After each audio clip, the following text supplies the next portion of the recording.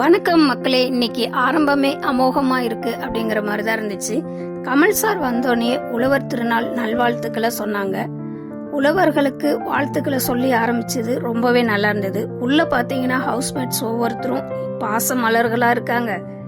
இவ்வளவு நாளா சண்டைக்கோழியா இருந்தவங்க இப்ப எப்படி பாச மலர்களா இருக்காங்க அப்படின்னு தான் கமல் சார் கேட்டுட்டு உள்ள ஆரம்பிச்சாங்க. உள்ள பாத்தீங்கன்னா வழக்கம் போல மாயா, பூர்ணிமா, ரவீனா, நிக்ஷன் உட்காந்து பேசிட்டு இருக்காங்க. என்ன பேசிட்டு இருக்காங்க அப்படின்னு பாத்தீங்கன்னா, மாயா இருக்கிற இடத்துல நல்ல விஷயமா பேசுவாங்க, யாரையாவது போட்டு கொடுத்துக்கிட்டு தான் இருப்பாங்க. கரெக்ட், அதாங்க நடந்துட்டு இருக்கு. போட்டு கொடுத்துக்கிட்டு தான் இருக்காங்க. என்ன பண்றாங்கன்னு பார்த்தா அர்ச்சனாவை தான் சொல்லிட்டு இருக்காங்க. என்ன இந்த பொண்ணு ஜாம் பிரெட் எடுத்து வை, நான் குளிச்சுட்டு வரேன்னு அதிகாரம் பண்ணிட்டு இருக்காங்க, என்ன நினைச்சிட்டு இருக்காங்க அப்படிங்கிற மாதிரி சொல்ல, ரவீனா உடனே ஆமா என்ன கொஞ்சணும்னா கூட எழுந்து வந்து கொஞ்ச மாட்டாங்க, நீ வா அப்படின்னு தான் சொல்லுவாங்க அப்படின்னு சொல்ல, அதுக்கு பூர்ணிமா அவங்கள அப்படிதான், பூர்ணிமா அவ காஃபி போடுன்னு அதட்டுறாங்க அப்படிங்க. பூர்ணிமா ஏங்க எல்லாரும் போட்டுக்கிட்டு இருந்தேன், அது கேட்டாங்க, கேட்குறப்ப என்னங்க பண்ண முடியும், போட்டு தானே தர முடியும் அப்படிங்க. அப்படிலாம் பண்ணக்கூடாதுங்க அப்படின்னு சொல்லி மாயா அர்ச்சனா மேல இருந்த கோவத்தை வெளிக்காட்டுற மாதிரி இருந்துச்சு. அர்ச்சனாவும் பாத்தீங்கன்னா வீட்டில் இருக்கிற மாதிரியே பிக் பாஸ் வீட்டில் இருக்கிறாங்கன்னு நினைக்கிறேன். ஏன்னா எல்லாரும் ஒரு இடத்துல இருக்கிறப்ப அவங்கவுங்களுக்குன்னு கொடுத்த வேலையை செய்யணும். அதை விட்டுட்டு வீட்டில் இருக்கிற மாதிரி ஒரு இடத்துல இருக்க முடியாது. அவங்களும் அப்படிதான் பண்ணிட்டு இருக்காங்கிறதுக்கு எடுத்துக்காட்டா உள்ள பாத்திரங்கள் ஒரு இடத்துல தினேஷ் கிட்ட சண்டை போட்டுட்டு இருந்தாங்க. ஏன் இதை ஊற வச்சிருக்க கூடாதா ஒரு கொஞ்சம் தண்ணியை விட்டு அப்படிங்கிற மாதிரி.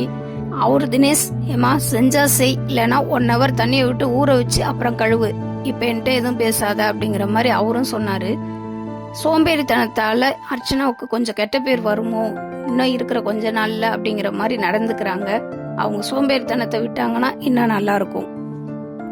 அதுக்கப்புறம் கமல் சார் எல்லாரும் பேரண்ட்ஸ் வந்துட்டு போயிருக்காங்க, எல்லாரும் எப்படி ஃபீல் பண்றீங்க அப்படின்னு கேட்கவும், விசித்ரா அவங்க குழந்தைங்க வந்து போனதுல ஃபேமிலியை பார்த்ததுல ரொம்ப சந்தோஷம், கண்டிப்பா அப்படி இருக்கும் அவங்களுக்கு.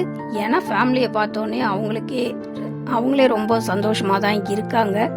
அதுக்கப்புறம் கேட்ட விக்ரமன் சொன்னது ரொம்பவே நல்லா இருந்ததுன்னு சொல்லணும். ஏன்னா என்ன ஆளாக்கி இந்த இடத்துல நிக்க வச்சிருக்காங்க, அப்படிப்பட்ட அவங்கள எல்லார் முன்னாடி அறிமுகப்படுத்த ஒரு இடமா இந்த இடம் கிடைச்சதுல நான் ரொம்ப சந்தோஷப்படுறேன் அப்படின்னு சொன்னாங்க. அவங்கள பெருமைப்படுத்துறதுக்கு எனக்கு ஒரு வாய்ப்பு இது அப்படின்னது ரொம்பவே நல்லா புரிஞ்சு வச்சிருக்காங்க பேரண்ட்ஸை பத்தின்னு தெரிஞ்சது.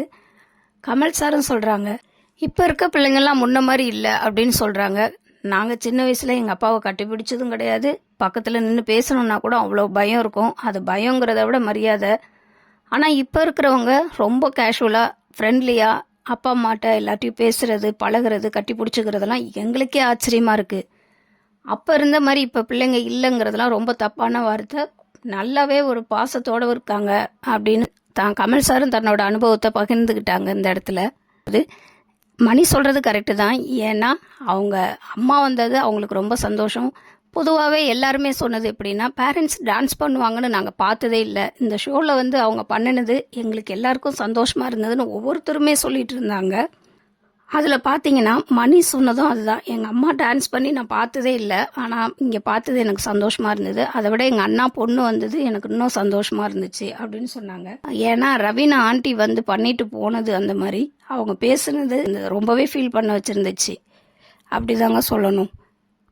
அதுக்கப்புறம் விக்ரமன்ட்ட பேசின கமல் சார் சொல்றாங்க, என்னோட அப்பா வந்து சொன்னது என்னன்னா, நல்லவனா இரு, யாரையும் நம்பாத, நல்லவனா இருந்துக்கோ அப்படின்னு சொன்னாங்க. அப்படின்னோடனே கமல் சார் சொல்றாங்க, நல்லவனா இருக்கலாம், ரொம்ப நல்லவனாவும் இருக்கலாம், ஆனா எல்லாருக்கும் நல்லவனா இருக்க முடியாது ஒருத்தரால அப்படின்னது வந்து கரெக்டா இருந்துச்சு. ஏன்னா நல்லவனா இருக்கலாம், அடுத்தவங்களுக்காக நல்லவனா இருக்காத, உன் மனசாட்சிக்கு நீ நல்லவனா இரு அப்படிங்கறதா தான் இருந்தது.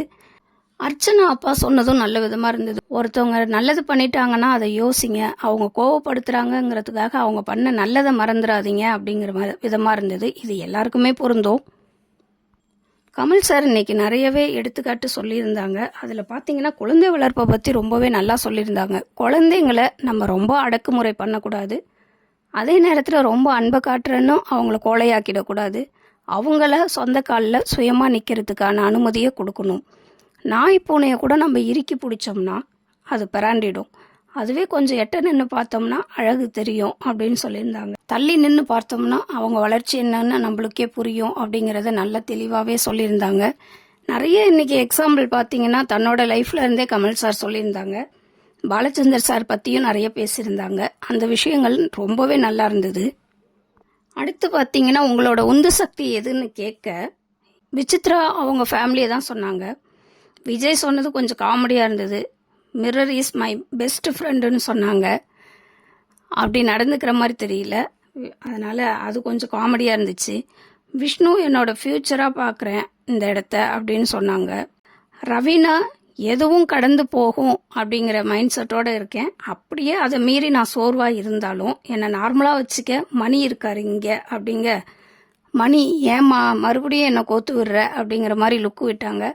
ஆனால் அது உண்மையாக மனதார சொன்ன ஒரு வார்த்தையாக தான் இருந்தது. அவங்க ஆண்டி வந்துட்டு போனப்ப அவ்வளோ திட்டுனப்பையும் ஒரு ரியாக்ஷனும் காட்டாமல் பொறுமையாக அதை கேட்டுட்டு, ஏன்னா வெளியில் அம்மாவுக்கு எப்படி இருக்குன்னு தெரியல, உள்ளே வந்தவங்க நம்மளை தப்பாக பேசிகிட்டு இருக்காங்க, வெளியே மக்கள்கிட்ட எப்படி தன்னோட பேர் இருக்குது அப்படிங்கிற அந்த எல்லா இதுவும் யோசிச்சும் அந்த பொண்ணு அமைதியாக அந்த இடத்துல இருந்துட்டு மணியையும் அந்த இடத்துல விட்டு கொடுக்கல. தன்னோட கேமை தனியாக விளையாடுறேன் அப்படின்னு தான் இப்போவும் சொல்கிறாங்க. இருந்தாலும் சப்போர்ட்டுக்கு அந்த உள்ளே இருந்த அன்போட மணியை பேரை சொல்லிட்டு இருக்காங்க. இவங்க 2 பேர்த்துக்குள்ளே இருக்கிற அன்பு இதில் அழகாக வெளிப்பட்டிருக்குன்னு தான் சொல்லணும். அப்புறம் பார்த்தீங்கன்னா ரவீனா அம்மா சர்ப்ரைஸாக வந்தாங்க. ரவீனா அம்மா பார்த்த உடனே மணிலாம் அலறி அடித்து ஓடிட்டாரு அப்படின்னு தான் சொல்லணும். ஆனால் அவங்க நார்மலாக எல்லார்ட்டையும் அன்பாக தான் பேசிகிட்டு இருந்தாங்க. அவங்களோட கோவமோ வருத்தமோ எதையும் அந்த இடத்துல காமிச்சிக்கல, தெளிவாக தான் இருந்தாங்க. அவங்க ரவீனா கூட கொஞ்சம் ஆறுதலாக தான் இருந்தாங்க அவங்க வந்துட்டு போனதுக்கப்புறம். இவங்க ஃபஸ்ட்டே வந்திருக்கலாம் அந்த ஆண்டி வந்ததுக்கு பதிலாக அப்படிங்கிற மாதிரி தான் இருந்துச்சு. வந்து அவங்களுக்கு மணிக்கு சாக்லேட் கொடுத்ததாக இருக்கட்டும், அவங்கள பிக் பாஸ் வெல்கம் பண்ணுறப்ப மணி அதை ரசித்து விசில் அடித்ததாக இருக்கட்டும், எல்லாமே அவங்களோட அன்பை இன்னும் கொஞ்சம் அழகாக தான் காமிச்சிட்ருக்கு.